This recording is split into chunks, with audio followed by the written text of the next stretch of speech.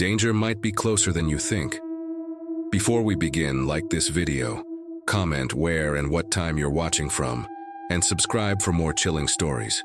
Now turn off the lights, get comfortable, and let's dive into the unknown. Hey everyone, first time posting here. I've been reading people's experiences for months, but honestly, I never thought I'd end up sharing something of my own. My name's Alex, and this happened to me about 3 years ago. At that time, I was living alone in a rented duplex apartment in a pretty quiet suburb outside Columbus. I had recently started a job as a graphic designer, and life was pretty steady, but nothing too special. The apartment was older, one of those places built around the 1940s. Creaky wooden floors and a couple of oddly placed closets, but honestly, I loved its charm. It felt cozy, and after a long day of staring at screens, it was exactly what I needed. I'd been there about 6 months when things started feeling a little off. It began subtly, things moving slightly from where I'd left them, like my keys appearing in weird spots, or my favorite coffee mug inexplicably in the sink when I was certain I'd washed it. At first, I blamed it on exhaustion or absent-mindedness. You know how it is. Long hours, late nights, the usual. But then one evening something happened that was harder to shrug off. I came home after grabbing dinner with friends and immediately felt that sinking feeling when you realize someone has been in your space. It wasn't obvious at first, just a faint smell of unfamiliar cologne lingering in the hallway. It wasn't mine, and nobody else had a key. I shook off the unease and convinced myself I was imagining things. Maybe it was a lingering, sent from maintenance guys who'd been fixing plumbing in the unit below earlier that week. I tried to rationalize it because, honestly, the alternative scared the hell out of me. But a few days later, things escalated. I woke up around 3 in the morning to a weird scraping sound above my bedroom ceiling. It wasn't loud, just a slow, deliberate scratching, like someone dragging their fingernails gently across the wood. My heart started pounding, and I lay there frozen, straining my ears, trying desperately to convince myself it was just a raccoon or some kind of critter trapped in the attic. The noise faded after about 10 minutes, but sleep didn't come easy after that. After a sleepless night, I got up determined to check things out. I'd never actually been up in the attic. The landlord had vaguely mentioned it when I moved in, pointing to a square wooden panel hidden away in my bedroom closet ceiling. It was one of those trapdoors you had to push upward to open. I remembered, distinctly thinking at the time that I'd never want or need to go up there. It looked dusty, dark, and cramped. That morning, though, I stood there in front of the closet, flashlight in hand, mustering the courage to see if an animal had managed to sneak its way in. I hesitated, heart thudding in my chest, half convinced I was just overreacting, but something inside urged me to open it up and see for myself. I dragged a step stool from the kitchen and positioned it under the attic hatch. As I pushed the panel up, a soft waft of hot, musty air hit my face. The smell was like old insulation and something else, something faintly sour, like sweat that had soaked into fabric for way too long. I shone my flashlight around, expecting to see dust, maybe some cobwebs, possibly even a squirrel or a raccoon if I was unlucky. But the beam landed on something that made my stomach drop. There was a flattened mattress pad spread out over the insulation, a couple of half-empty water bottles, and what looked like the corner of a takeout bag. Someone had definitely been up there. I didn't even climb in. I slammed the panel shut and backed out of the closet like it was on fire. I stood there in my bedroom for a good 5 minutes, gripping the flashlight like a weapon and trying to process what the hell I'd just seen. All the weird little things that had been happening. Keys moved, lights left on, food missing. I had brushed them off, chalked it up to stress or forgetfulness. But now I had to face the fact that someone had been living above me, possibly for days or weeks without me knowing. I called the landlord first. He sounded genuinely shocked and said he'd never given anyone else access or keys. He promised to come over the next morning and check the place out. That night was one of the worst of my life. I locked my bedroom door, pushed my dresser in front of it, and kept the flashlight and a kitchen knife on the bed beside me. I barely slept, jumping at every creak and groan. The housemaid. At around 2:30 a.m., I heard something again. Not from the attic this time, but from the hallway just outside my bedroom. It was slow, deliberate footsteps on the wooden floor. I held my breath, too scared to move, straining to hear more. The steps stopped just on the other side of my door. Then, nothing, just the silence pressing in from all sides. I waited maybe 20 minutes before I dared to move. I whispered into my phone, calling the police as quietly as I could.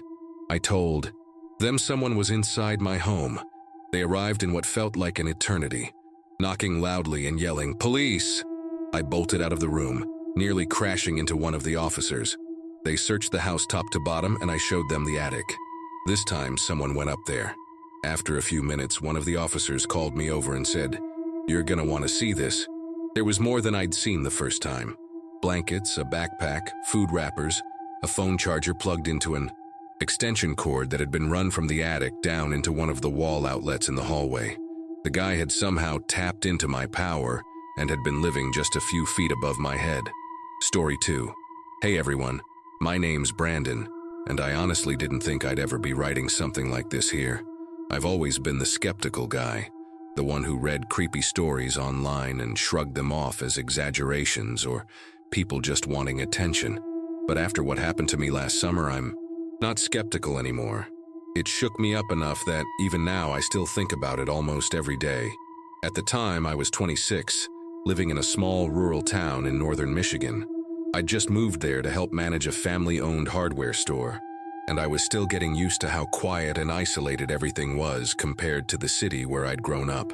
That night was muggy, one of those heavy summer evenings when the humidity clings to your skin. It was around 11:30 p.m., and I was heading home from a friend's barbecue.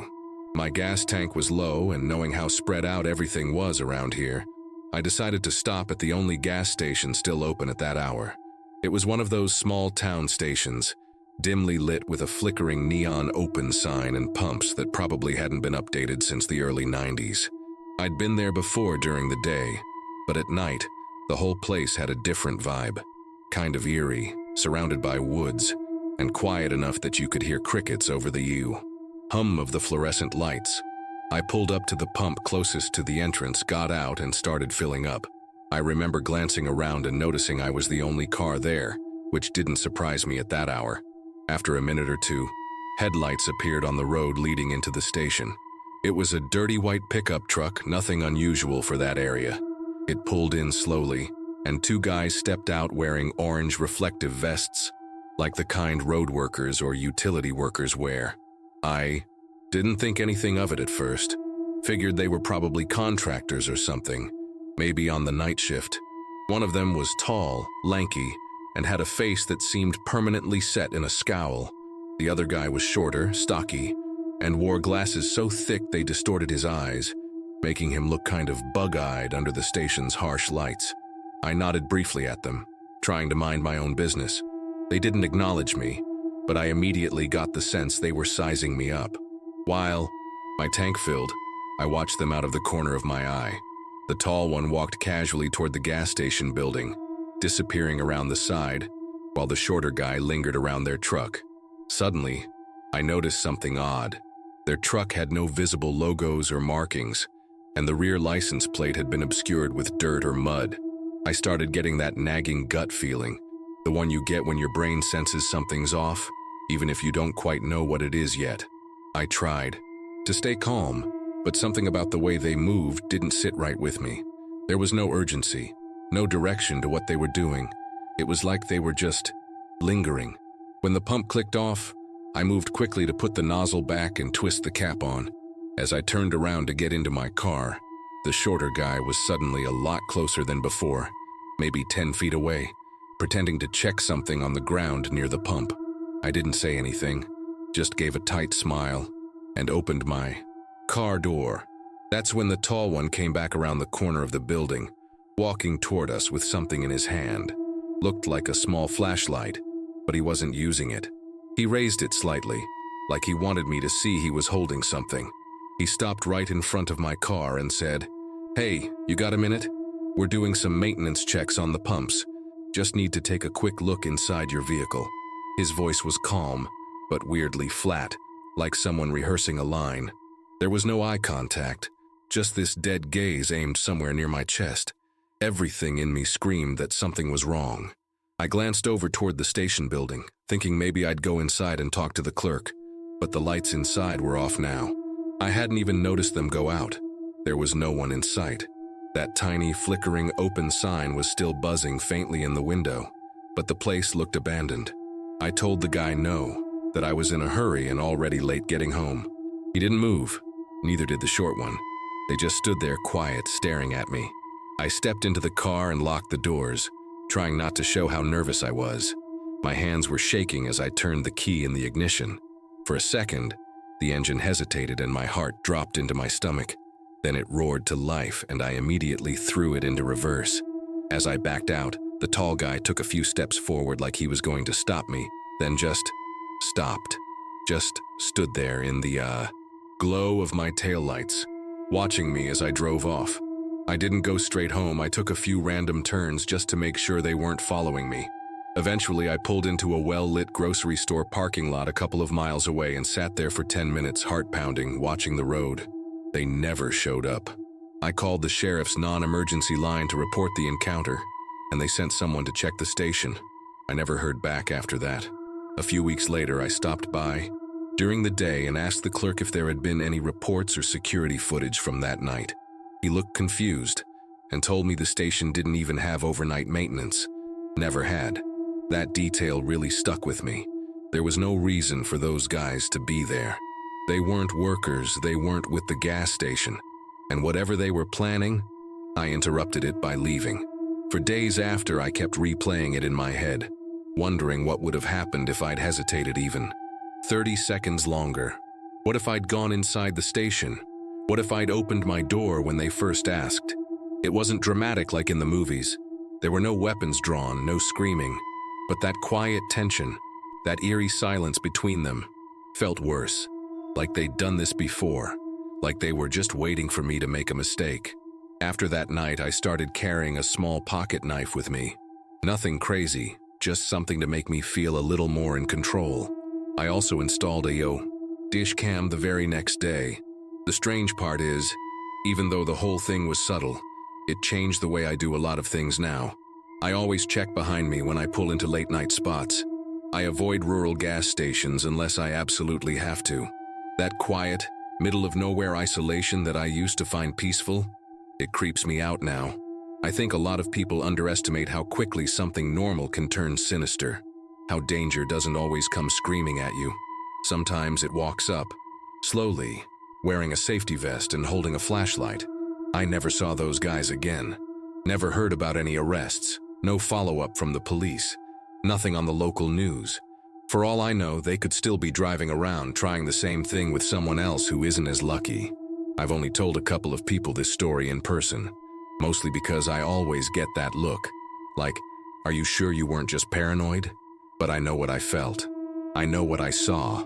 And I know that gut feeling, the one that told me to get in my car and leave, probably saved me from something I don't even want to imagine. So yeah, that's my story. If you ever stop for gas late at night and something feels off, don't wait to figure it out. Just get back in your car and go. Trust your instincts. I didn't learn that from a movie or a Reddit thread. I learned it the hard way. Story 3.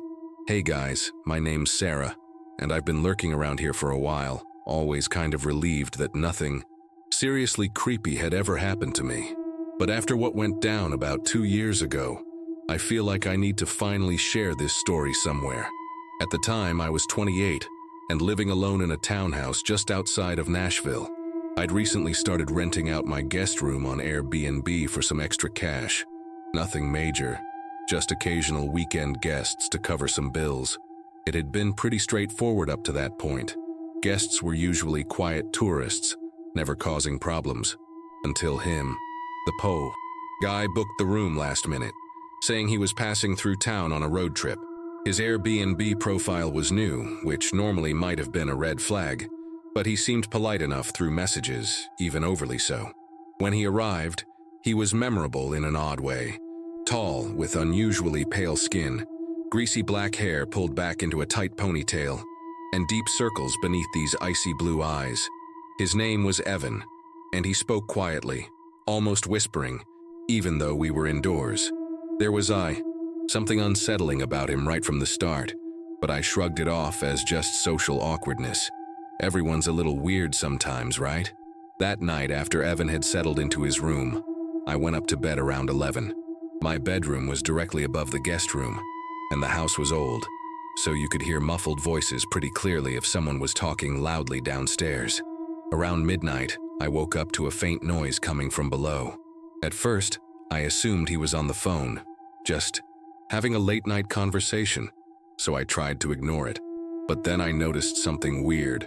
There were pauses in his speech, as if he were waiting for someone else to respond, only I never heard another voice. It was just Evan, talking to silence, then laughing quietly to himself in this weird, breathy chuckle. Something about it felt off, like he was rehearsing a conversation instead of actually having one. I lay awake for nearly an hour, listening to this unsettling one-sided dialogue. Every so often he'd go silent for long stretches, then suddenly start whispering again. Eventually, curiosity and annoyance got the better of me, and I tiptoed downstairs to see if he was okay. As I approached the guest room door, his voice got clearer. He was saying things like, "She doesn't know yet and tomorrow would be better," each sentence followed by that creepy, almost forced laughter. My skin prickled with goosebumps. I was about to knock on his door when suddenly the floor creaked under my foot. Evan immediately went silent, and after a tense moment, the door slowly creaked open a crack, his pale face appearing in the narrow gap, staring at me without a single word. I stumbled back a step, trying to recover from the jolt of surprise, and awkwardly asked if everything was okay. He just stood there, eyes locked on mine, still not saying anything. It was like he was studying my face, trying to decide how to respond. Finally, he nodded slowly and whispered, "Yeah, just talking to myself. Helps me sleep." Then he gently closed the door without another word.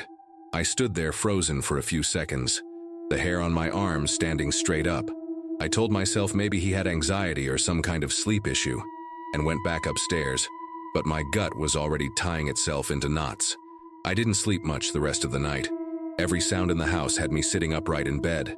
Around 3 a.m. I heard movement downstairs again. This time it wasn't talking. It was soft, shuffling, footsteps moving slowly across the hallway floor. I lay completely still, straining to listen. Then, very faintly, I heard the stairs creak, one by one. Someone was coming up. I reached for my phone on the nightstand and turned the screen on without unlocking it. Just enough light to see, but I didn't dare move. The footsteps reached the top of the stairs, then stopped. My door didn't open. Nothing happened. Just silence so thick it made my ears ring. I don't know how long I stayed like that. 10 minutes, 20 maybe, before I finally worked up the courage to get out of bed and check. I opened my bedroom door just a crack and peeked into the hallway. No one was there. But when I turned my head to glance down the stairs, I noticed something that made my heart skip a beat. The front door was unlocked. I always lock it before bed. Always. I crept down slowly and locked it, double-checking it twice, then looked at the door to the guest room. No light coming from underneath. No sound. Just that eerie, unnatural stillness again. I went back upstairs, this time locking my bedroom door behind me and shoving a chair under the handle. The next morning, I tried to act normal. I had made up my mind. I was going to ask Evan to leave early. I didn't feel safe anymore, and I didn't want to spend another night under the same roof.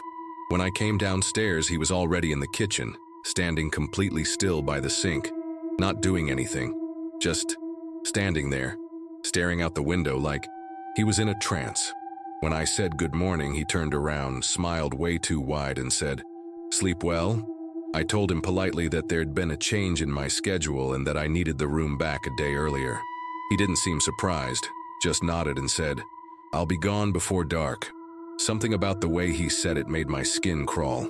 I left the house shortly after, pretending I had errands to run, but really I just didn't want to be alone in the same space with him. I sat at a coffee shop for hours, checking the time, refreshing my Airbnb app, half expecting some kind of cancellation drama or message from him, but nothing. Around 6:30 p.m. I drove back. His car was gone from the driveway, and when I went inside, the guest room was empty. He'd left the key on the kitchen counter and, to my surprise, cleaned up after himself. There was no mess, no damage, just an odd feeling that lingered in the air, like someone had been whispering in that room all day long and just stopped a moment before I walked in. But here's where it gets really messed up. That night I couldn't fall asleep. I kept thinking about everything, replaying the sounds, the conversations, his expression when he opened the door that night. Around 2 a.m. I was still wide awake, scrolling on my phone when I heard a soft knock, coming from inside the wall next to my bed. Not on the door, the wall. It sounded like it came from the air vent. Just 2 slow knocks. Then nothing. I froze. My body locked up like it was trying to play dead. I didn't sleep a second after that.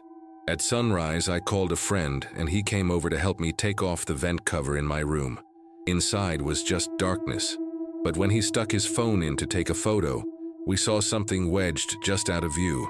It was a small, crumpled piece of paper, pushed back as far as it could go. We fished it out with a coat hanger. It was a torn notebook page, folded several times over. When I opened it, I saw my name written, in shaky handwriting. Just my name, over and over again, filling the page. No explanation, no signature. Just Sarah repeated again and again like someone had been practicing writing it obsessively. I never told Airbnb about it. I just deleted my listing that same day and never hosted again. To this day, I don't know what Evan's deal was. If he was mentally ill, dangerous, or just deeply disturbed. But I've never gone back to hosting, and I still check my vents and closet doors every night before I sleep. It wasn't a horror movie situation, nothing obviously violent happened. But that's almost what makes it worse. He walked in like a guest and left like a ghost. Quiet, polite, and terrifying in the most subtle way possible. Story 4. Hey folks, I'm Josh. This happened about a year and a half ago and it still messes with my head more than I'd like to admit. I was living in Baltimore at the time, working late hours at a restaurant downtown. I'd usually catch the light rail home, but that night I finished a double shift and missed the last train by 5 minutes. It was close to 1 a.m. and I was exhausted. Rather than wait around or call a friend, I did what most people would do. I ordered a rideshare. I'd done it 100 times. Never had an issue. But this time, and man, this time was different. The app said my driver's name was Martin, driving a dark blue Toyota Camry. The photo showed an older guy, maybe mid-50s, bald with a gray beard. Car pulls up, same make and model, so I get and without really thinking twice, I was tired, my legs hurt, and I just wanted to get home, take a shower, and crash. From the start, though, something felt off. First thing I noticed was that the dashboard was totally empty. No phone mounted, no GPS running, no app open. Most drivers I'd had always had the app visible or music playing. This guy had nothing, just silence. He didn't say a word when I got in either, not even a hey or a Josh. After about 5 minutes, I finally asked, "Hey, you need the address again, or you got it already?" He smiled, but it wasn't the kind of smile that makes you feel comfortable. It was lazy, uneven, like he was forcing it. "Oh, I know where we're going," he said. No name drop, no confirmation. Just that. That's when it clicked that he'd never actually said my name when I got in. I looked at his face again through the rearview mirror, and something didn't sit right. His beard looked darker than in the photo, and he didn't have the same deep lines in his face that I remembered seeing. That's when I opened the app again to double-check the plate number, and my stomach dropped. It didn't match. I tried to keep cool. I didn't want to set this guy off if this was something intentional. "Hey, actually, I forgot I left my wallet at work. Mind if we swing back for just a sec?" I said it casually, like it was no big deal.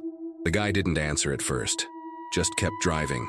Then finally he said, "We'll get there soon enough. You don't need your wallet." Tonight, I swear every hair on my body stood up at once. I couldn't tell if it was a threat or a joke, but either way it wasn't something a real driver would say. I started texting a friend from my lap, trying to be discreet, sharing my location and a short message. "Something's wrong. I'm not in the right car." At this point, my mind was racing, trying to remember everything I'd ever read online about getting out of situations like this. The street lights started thinning out as we left the downtown area. He wasn't going in the direction of my apartment. That much I knew for sure. I recognized the highway he merged onto, but the exit signs weren't familiar. That's when I made the decision. I wasn't going to wait and see where we ended up. I pulled up the emergency option in the rideshare app and hit the fake 911 call feature. A robotic voice started pretending to be a dispatcher, loud enough for him to hear. "This is emergency services. What's your emergency?" He glanced in the mirror, and I saw his jaw tighten. "You don't need to do that," he said, voice low and suddenly a lot less casual. "You're not in danger." The way he said it made me feel the exact opposite. I asked him to pull over and let me out. Tried to keep my voice even, calm, non-threatening. He ignored me. That was when I started seriously planning how I was going to get out of the car. I wasn't wearing a seatbelt, so that was a plus. My hand hovered over the door handle as I quietly unlocked it. I didn't want to jump while we were going fast, but I figured if we hit a red light or a stop sign, that would be my chance. He must have sensed it because he suddenly sped up, like he wanted to keep moving no matter what. Then I remembered something weirdly specific, something my sister told me once after she'd gone through a self-defense class. Cause a scene. People will ignore quiet distress but not loud panic. So I rolled down the window halfway and started yelling out of it. "Help! Call the police! I'm not safe!" I didn't care how crazy I looked.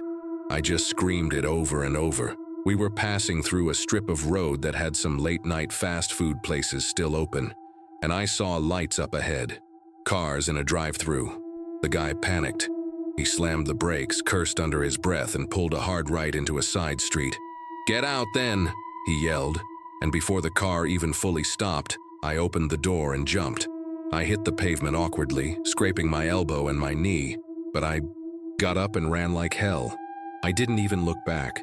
I ran straight toward a brightly lit gas station I saw about a block away and burst inside, out of breath, covered in dirt, and probably looking insane. The clerk immediately asked if I needed help, and I begged him to call the police. When they showed up, I gave them the description of the guy, the car, everything I remembered. But here's the messed up part. They said this wasn't the first time they'd heard about a similar incident in that area. Apparently there'd been other reports of fake rideshare drivers lurking around late-night hotspots, looking for vulnerable people trying to get home. They took my statement, pulled security footage from the gas station, and even had me go through a few photos of suspects, but nothing ever came of it. I kept checking for updates, hoping they'd call and say they'd found him, but they never did. For weeks after, I kept thinking I'd see that same blue Camry in my neighborhood or parked down my street. I couldn't ride in a rideshare for a while after that. I deleted all the apps, started using public transportation again, or asking coworkers for rides home. I even switched my schedule around so I wouldn't have to leave work so late anymore. The weirdest part was that when I went back into the rideshare app later to report the incident, I saw that the original driver, Martin, had canceled the ride just after I got in the wrong car. The app had tried to assign me a new driver automatically, but I never noticed the update while I was waiting outside. That's when I realized the guy must have been watching the app too, looking for people standing alone in the right spot, at the right time, expecting a ride. That shook me more than anything.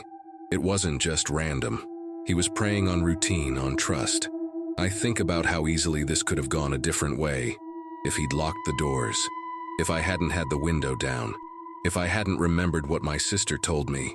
It's terrifying how close you can come to something awful without even realizing it until you're already deep in it. I got lucky, really lucky, but someone else might not. So if you ever order a rideshare, check the plates, check the face, ask them your name. Don't assume. Don't let exhaustion or routine take over, because monsters don't always show up wearing masks. Sometimes they show up in a clean car with tinted windows and a fake smile, and they tell you they already know where you're going. Story 5. Hey, everyone, I'm Lisa. I debated a lot before posting this, mostly because when I've told people this story in person, the reactions are always the same. Wow, that could have ended really bad. And yeah, I think that's exactly why it stuck with me. This happened in late 2022, not long after I moved to a new town in western North Carolina. I was 31 at the time, working as a nurse at a small urgent care clinic that closed at 10 p.m. Most nights it was routine. Clock out, grab my bag, walk the 40 feet. To my car, drive home. Nothing ever weird, nothing ever scary. Until one night when it wasn't just another shift. It was a Monday, and I remember it had rained earlier. so the parking lot was slick and shiny under the streetlights. I stayed about 30 minutes after my shift, finishing up some charting. By the time I walked out, I was the last one. Our security guard had already clocked out early, which sometimes happened if the flow of patients slowed down. I had just made it to my car when I heard a man's voice from behind me. "Excuse me, miss." It startled me. I turned, and there was a guy standing about 20 feet back, near the edge of the lot where the sidewalk met the woods. He had one hand in his hoodie pocket, the other holding something like a map or pamphlet. His face was half in shadow. He stepped a little closer and said, "I was just at the hospital. Do you know where the shelter is from here?" I froze for a second. The hospital was on the other side of town, at least 4 miles away, and there was no reason for someone to walk in this direction unless they were seriously lost. I told him I wasn't sure, but maybe he could call someone for help. That's when he said, "My phone's dead and I've been walking a long time. Could you just give me a quick ride? It's less than 10 minutes. That alone set off alarms in my head, not because I didn't want to help, but because everything about the situation felt rehearsed, like he was reciting something he'd said before. I told him I wasn't comfortable giving rides, but that I could go back inside the clinic and call someone for him.